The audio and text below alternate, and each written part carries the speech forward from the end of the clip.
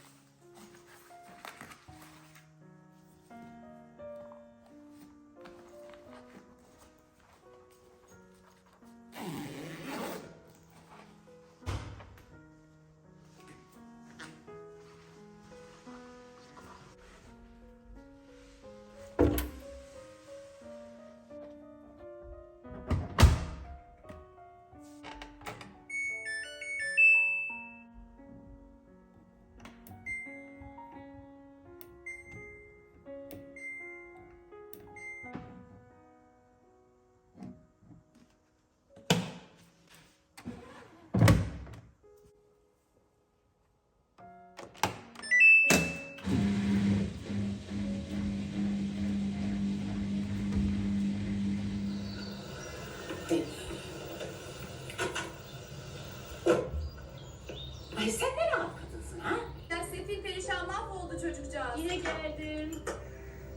Bakkal Rıfat abine mi kaldın? Evet, Bakkal amca çok iyi bir insan. Vallahi doğru. Hepimizi mahcup etti Rıfat Bey. Orhan abi de hala ortalarda yok Melahat abla. Ne olacak anacığım? Ağır kanlı herifin teki zaten. Bak bak.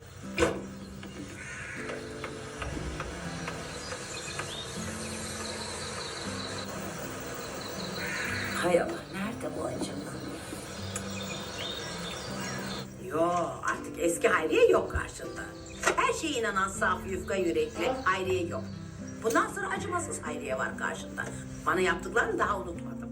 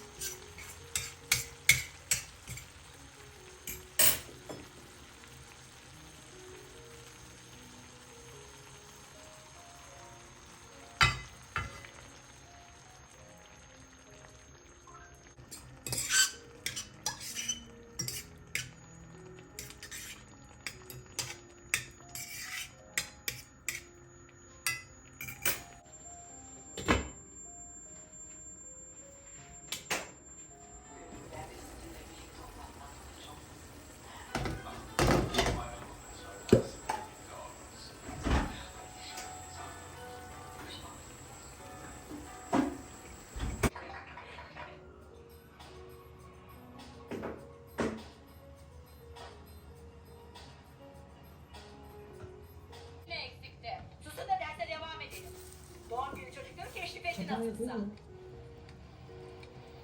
Hadi açın kitapları.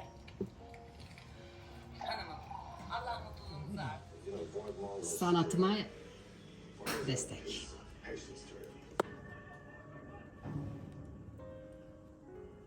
Kocaman